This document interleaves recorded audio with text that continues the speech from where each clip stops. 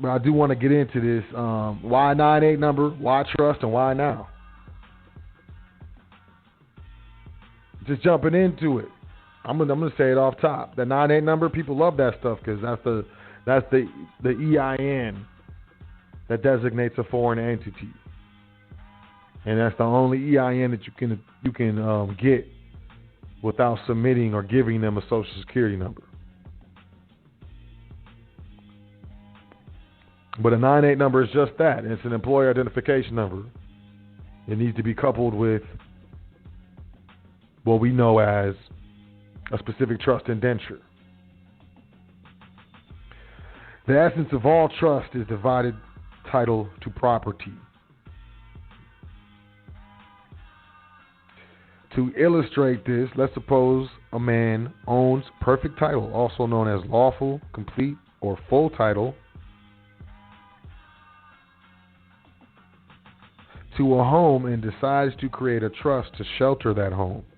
He first grants or donates the perfect title to his home into the trust. The home thus becomes trust property, also known as the trust corpus. The grantor then divides his perfect title to the home into two subcomponents, legal title and equitable title. Each subtitle contains a different set of rights. Legal title includes the rights of actual control and disposal of trust property. Equitable title includes the right of possession and use of trust property. I'm going to say that again.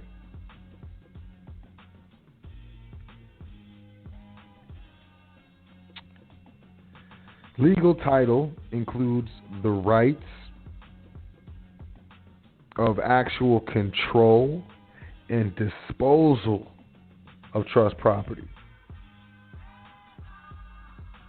Equitable title includes the right of possession and use of trust property. The difference between legal and equitable titles is similar to the difference in rights between a landlord and a tenant.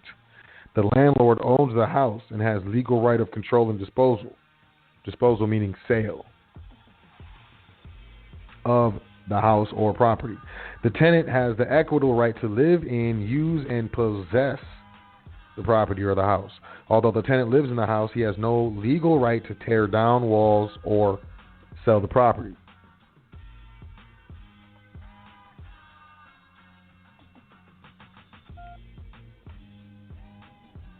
All right. When an individual has perfect title to his house, or a lodial title, he has both the legal right of ownership and the equitable right of use. He has the right to both control and live in his house. However, when he creates a trust, he appoints one or more trustees to hold the legal title to his home, and he appoints one or more beneficiaries to actually live on the property. The trustees effectively manage the home. The beneficiaries get to live in the home. Jeez.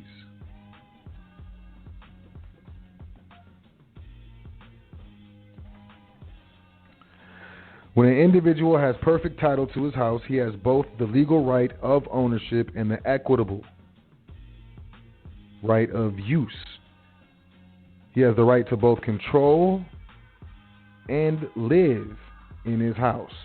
However, when he creates a trust, he appoints one or more trustees to hold the legal title to his home, and he appoints one or more beneficiaries to actually live on the property. The trustees effectively manage the home. The beneficiaries get to live in the home.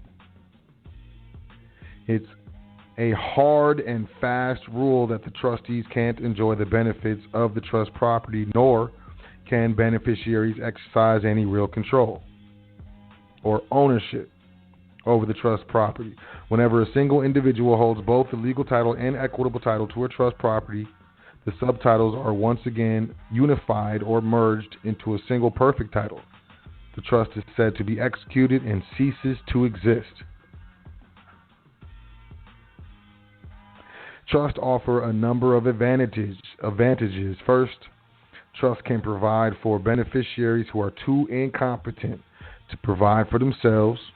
For example, a wealthy father can create a trust that includes money or property that's to be used exclusively for the benefit of his minor children.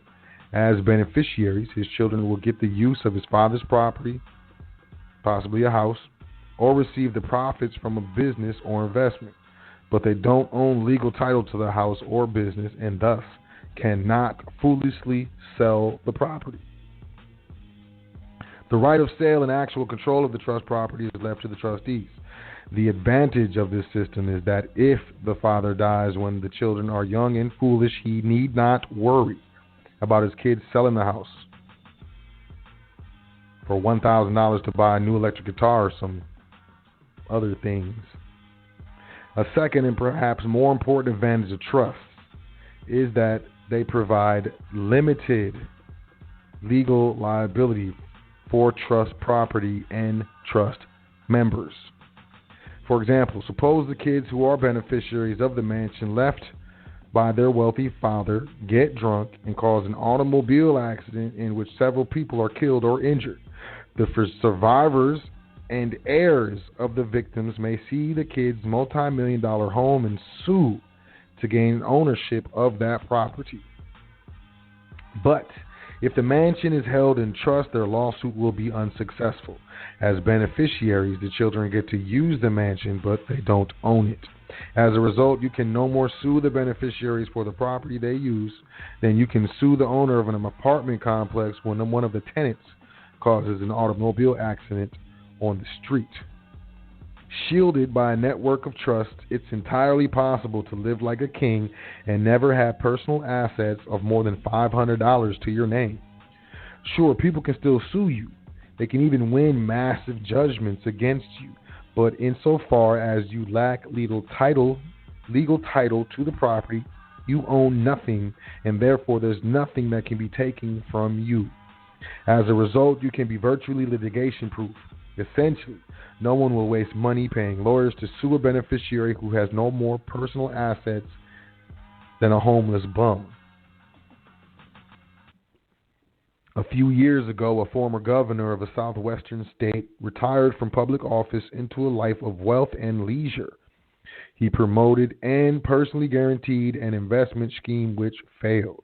Based on his personal guarantee and presumed personal wealth, he was ultimately sued by his investors for millions of dollars they'd lost. On receipt of the suit, the former governor's lawyers replied that everything their client had was in trust, his personal net worth was trivial, and they would therefore not even bother to defend against the investor's suit.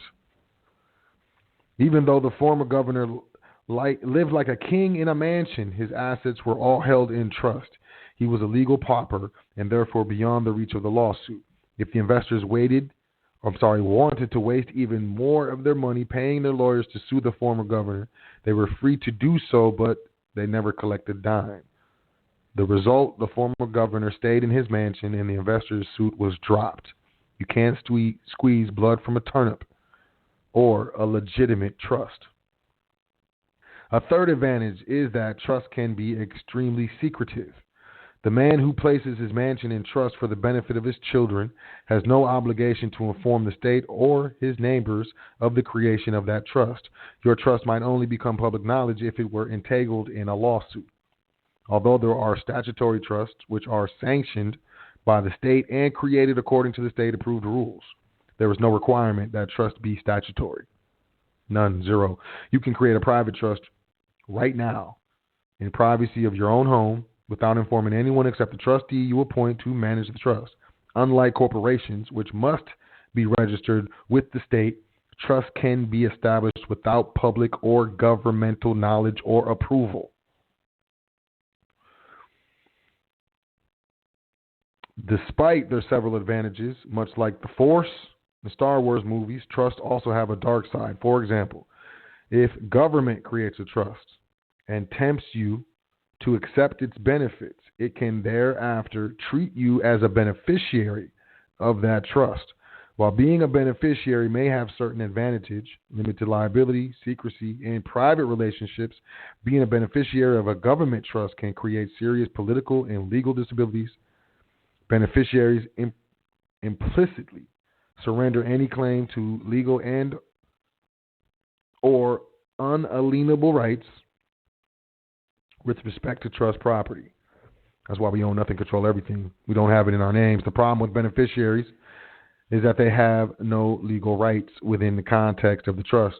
The reason for this disability is that, according to Bouvier's Law Dictionary, 1856, all rights flow from title. For example, the reason you can drive your car, but you can't drive mine, is that you have a title to your car, but you have no title to mine. Your right to live in your home or your apartment ultimately flows from a title to that property. Even if you don't personally hold a title to that house or apartment, you are ultimately renting from someone who does. But it's not only true that your rights to property flow from your title to a property, it's true that the kind of rights you receive depend on the kind of title you hold. Virtually everyone assumes that there is only one kind of title, the perfect or complete title, that a grantor must possess to create a trust. That assumption is wrong. Remember how the essential feature of a trust is division of perfect title into two subtitles, legal and equitable? With legal title, trustees receive one bundle of rights: ownership, control, and disposal. With equitable title, beneficiaries receive a different bundle of rights: possession and use. These bundles are mutually exclusive. By definition, being a trustee means you can have no equitable rights in trust property.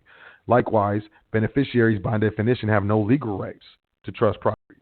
This distinction between kinds of title becomes particularly important when a beneficiary goes to court as a plaintiff. Although the plaintiff beneficiary may suppose his case will be heard in the court of law, he'll be wrong. The only purpose for a court of law is to determine legal rights. It follows that if you don't have legal title to the subject matter of a lawsuit, you can't have legal rights to that subject matter, and therefore you have no standing at law. Unless you have legal title to the subject matter of a case, there's nothing for a court of law to decide. As a result, beneficiaries cannot invoke a court of law which only decides legal rights when they litigate. Instead, beneficiaries must always invoke a court of equity, wherein the judge rules strictly according to his own alleged conscience. In equity, the judge is unbound by law, and the litigants are virtually helpless to resist almost any decision the judge wishes to impose. If the judge doesn't like the color of your eyes, your political bias, or your religious beliefs, he can rule against you. Beneficiaries have virtually no rights or recourse to defend themselves against judicial bias or even overt oppression. Beneficiaries are always at the mercy of the court. Thus, from the government's point of view, degrading a citizen to the status of a beneficiary essentially empowers the government to treat the beneficiary as a subject. As subjects, you are obliged to accept without question or constitutional defense virtually any regulation the government wishes to impose. In other instances, government also tricks us into accepting the role of trustee relative to governmental or private trust. If we unwittingly accept that status of trustee, government can impose a virtually unlimited list of fiduciary duties. In the capacity of trustee, we must accept whatever burdens and obligations are placed upon us by the trust indenture, even if those duties are seemingly unconstitutional.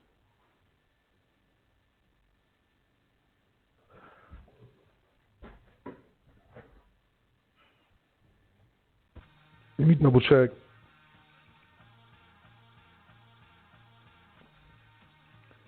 I'm just gonna double check, make sure I'm coming in clear still. Excuse me. Where was I at?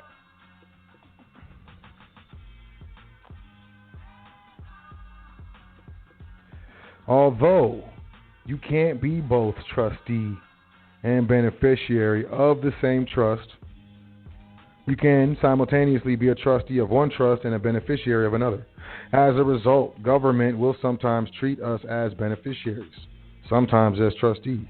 In either case or claim on unalienable rights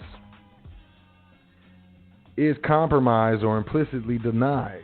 This denial is particularly frustrating, mysterious, and seemingly inexplicable because not one man in 10,000 could even imagine the government might surreptitiously impose these trust relationships and legal personalities on us without our express knowledge.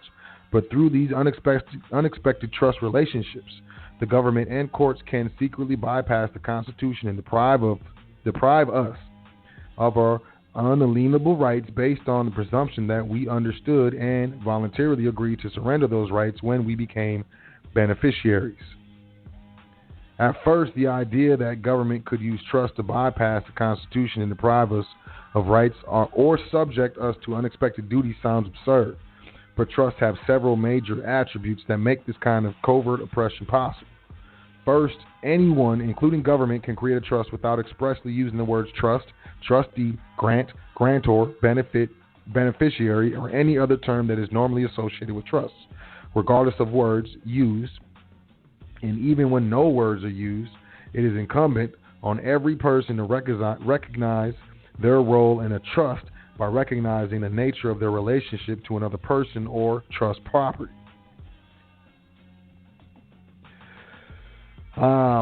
Usually less than one person in 100 can even understand what is just being said. Worse, one person in 10,000 can recognize in a trust relationship whenever he happens to participate in one. For example, suppose you borrow my pen. Insofar as I expect you to return my pen, we have just entered into an unstated trust relationship where I am the beneficiary and you are the trustee. Even though neither of us use the words trust, benefit, etc., etc., even though you did not expressly agree to return my pen, I am trusting that you will return my pen. You are trusted with the control of my pen, and therefore we have a simple, unexpressed trust relationship. Creating trust relationships can be just that simple. As a result, it's easy for government to entangle folks in trust relationships and thereby compromise whatever rights they might normally expect to have without people having any idea of what's happening. Further, few people realize that whenever the word application is used by a governmental agency, it typically means application for benefits. For example, when you fill out an application for a driver's license, social security card, or bank account, you are probably applying for a benefit to be provided by a government trust. You can't normally receive a benefit without being a beneficiary, and beneficiaries have no legal rights. Thus, by voluntarily filling out an application, you may unwittingly forfeit your claim to any legal rights or standing at law relative to the trust property.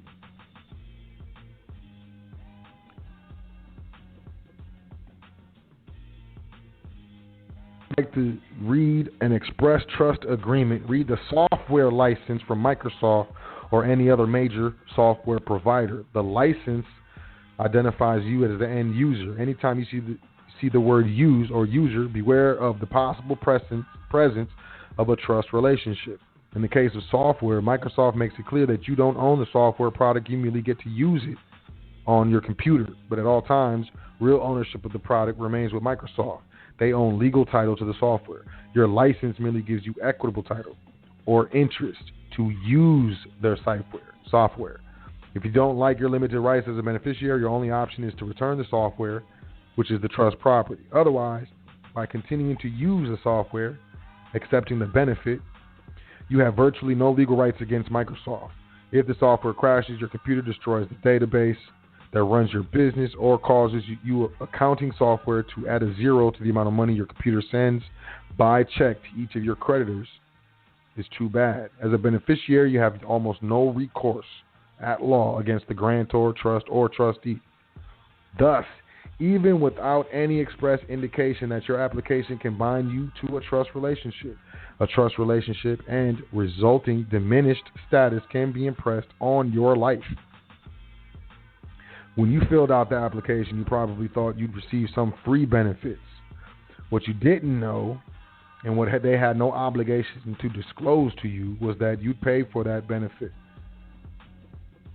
or that beneficial pottage with the surrender of your unalienable rights.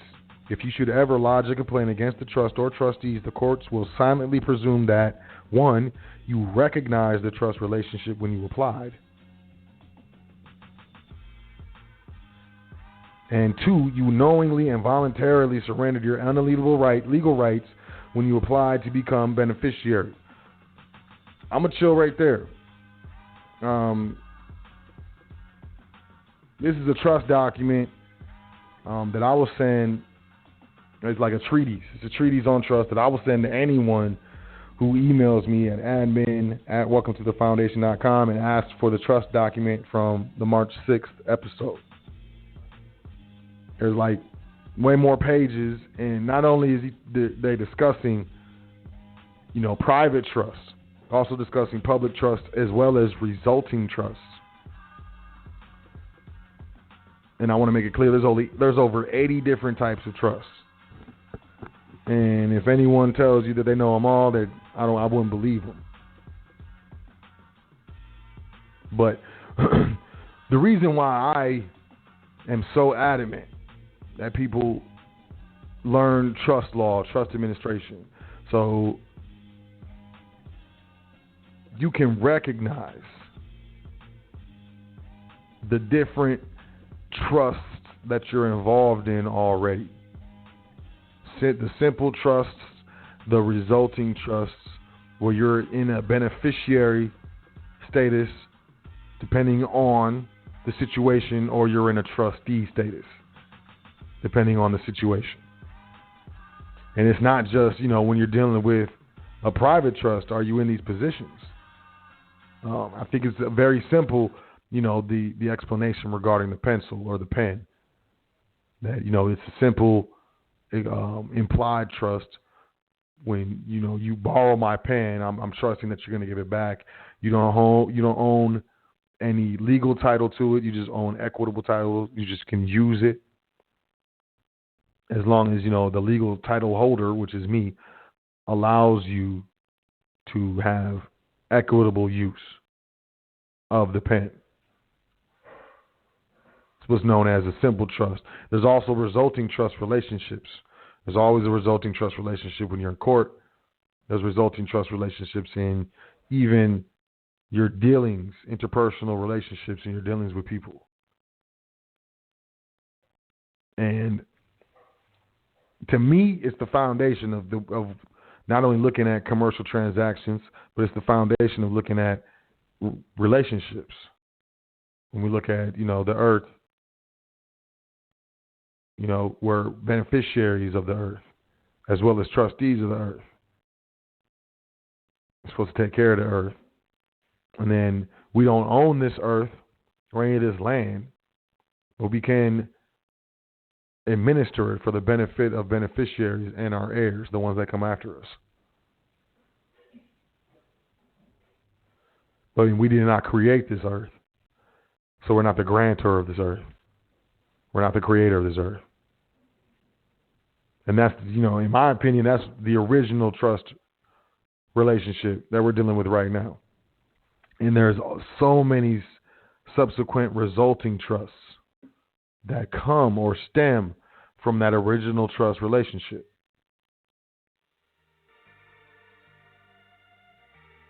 And you got trust on the public side, you got trust on the private side. Whether you know it or not, you're party to, resulting trusts, simple trusts, statutory trust relationships. They don't have to be disclosed.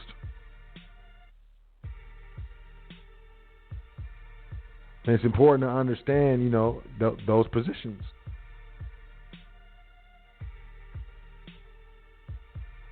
It's important to understand that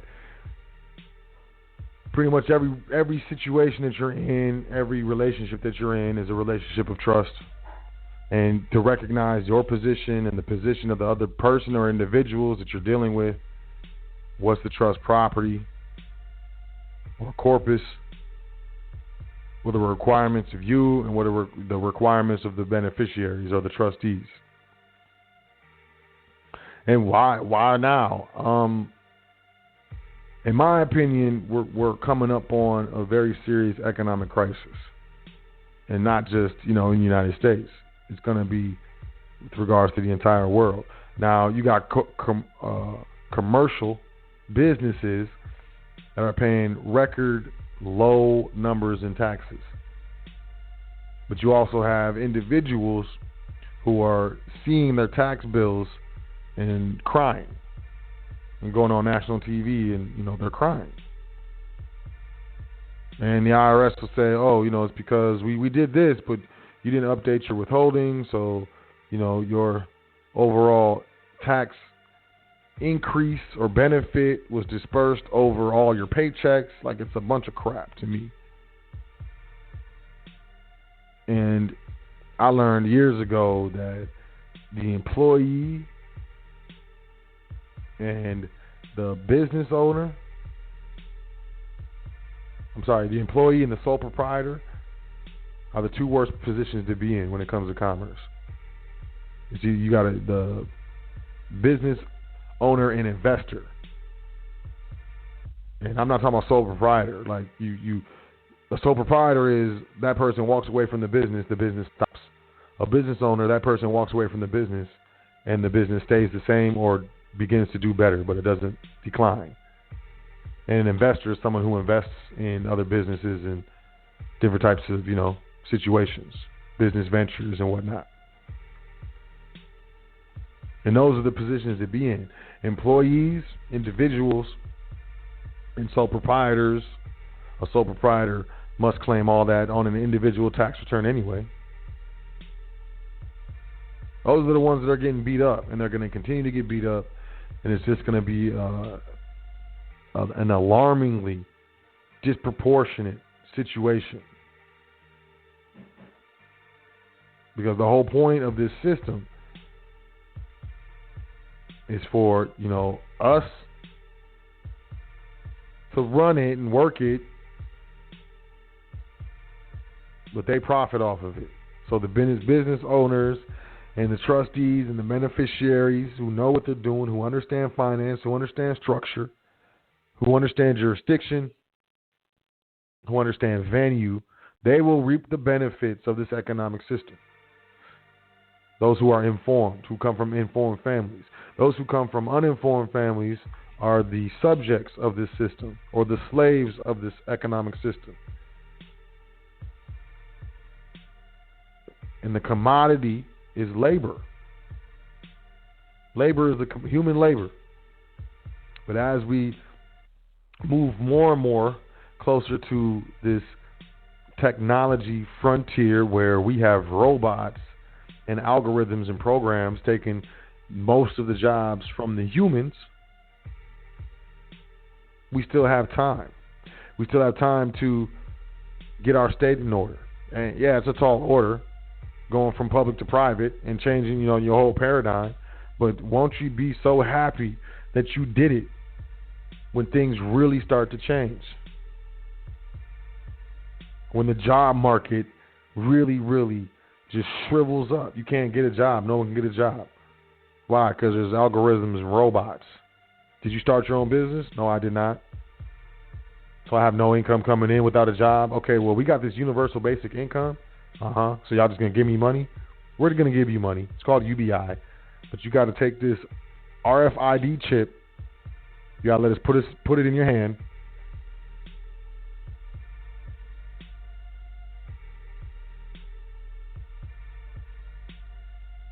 And, depending on where you live and, how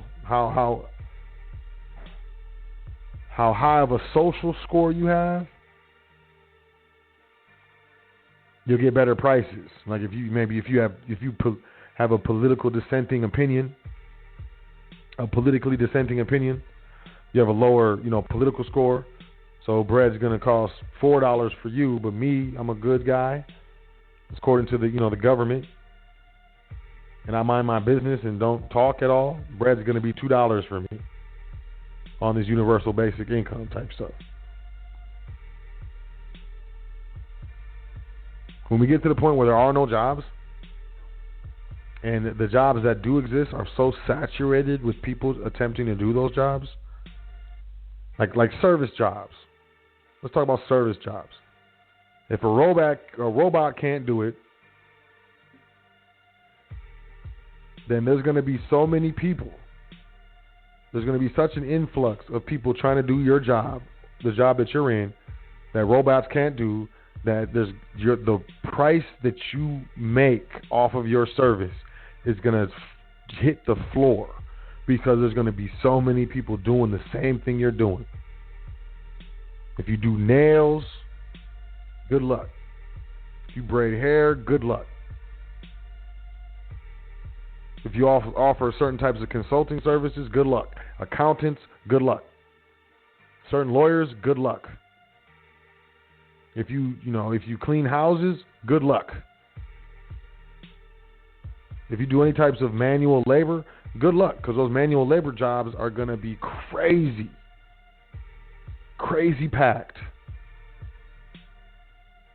Crazy packed.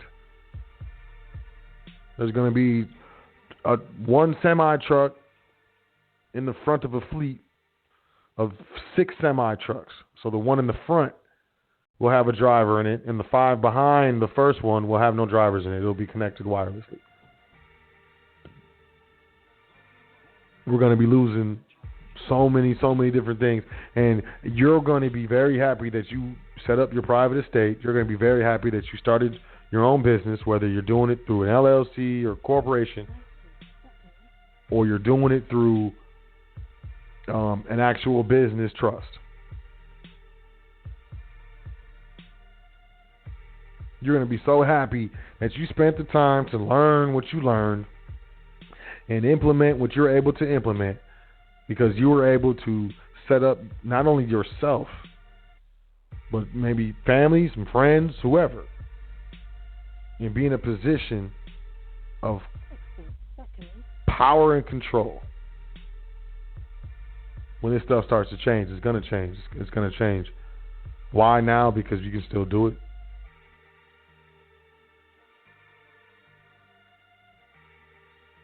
Because when they do this universal basic income or whatever it is, you're not going to be able to put those credits or whatever in a trust. Not going to let you do that. And if they do, it's going to be such a penalty. I mean, like, is it a legislative trust? No. What is it, a private trust? There's a private trust penalty. There's a penalty for private use of these federal debits.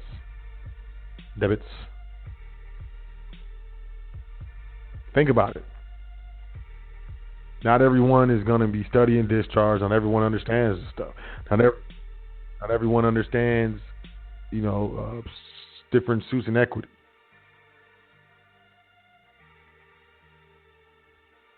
Not everyone understands trust administration.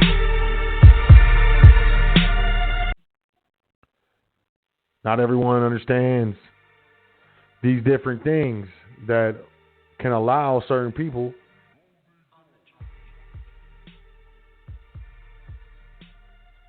to operate privately. Not everyone in your family is going to understand this stuff.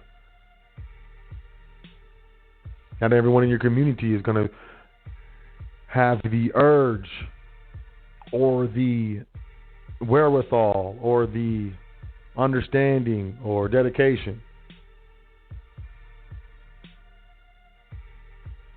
to get involved in a different structure, in a private structures, before this stuff really gets deep. You're doing taxes with the individual. The individual is a person.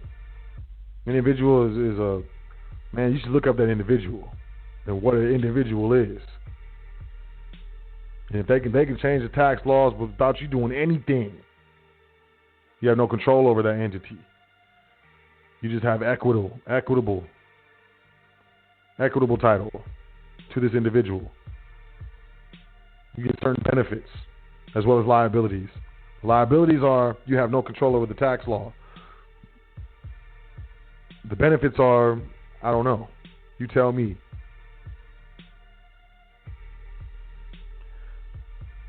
It's important to get your stuff together. It's important to properly go private.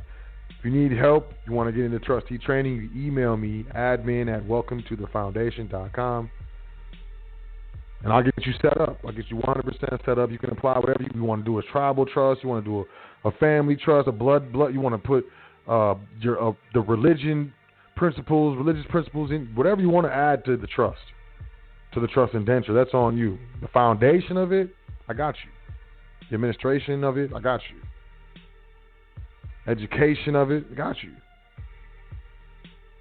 But you got to email me, admin@welcometothefoundation.com. You got to be willing to do it. You got to be consistent. You got to be dedicated. You got to follow through. Otherwise, you're wasting your time.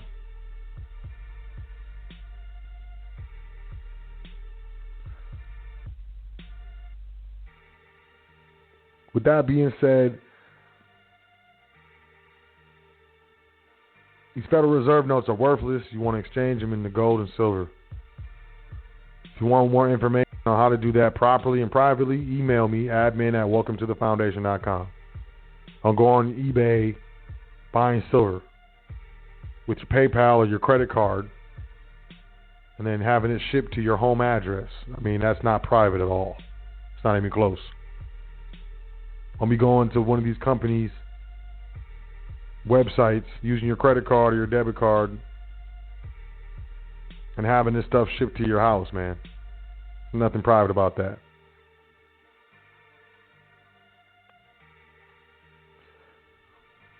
Nothing at all. There's going to be so much suffering within the next, I would say, hard number, 5 to 10 years. I mean, by the end of 2019, beginning of 2020, middle of 2020, they got that election is going to happen, the 2020 election or whatever. So they're going to try to keep it, thorough or whatever. But, it might, who knows? Who knows exactly what's going to happen. But we're going to really be able to see what's up come 2020 and, the end of 2020 and 2021 and stuff. There's going to be, a lot of things are going to change in America, in the United States. There's going to be a lot of economic differences, a lot of, industry differences, a lot of different sector differences. Things are going to begin to change. Things are already changing. And it's important that we get into the correct position. It's important that we pay attention to what's going on. It's important that we keep our eyes up and focused. And if our eyes are not up and focused, at least our ears to the ground. Because it's coming. It's happening. All these stores are closing. I don't know if you go to malls or if you go to, commercial districts in your city, but how many vacant commercial storefronts are you seeing these days? How many empty spots in your local malls are you witnessing? And they try to, put something over the empty space. We're redesigning for you with you and all this bull crap. And man, look, it's empty. Ain't nobody trying to rent that stuff. People can't afford it. Companies can't afford it. People aren't spending anymore because the credit squeeze is popping. House sales are down. New home applications for mortgages are down.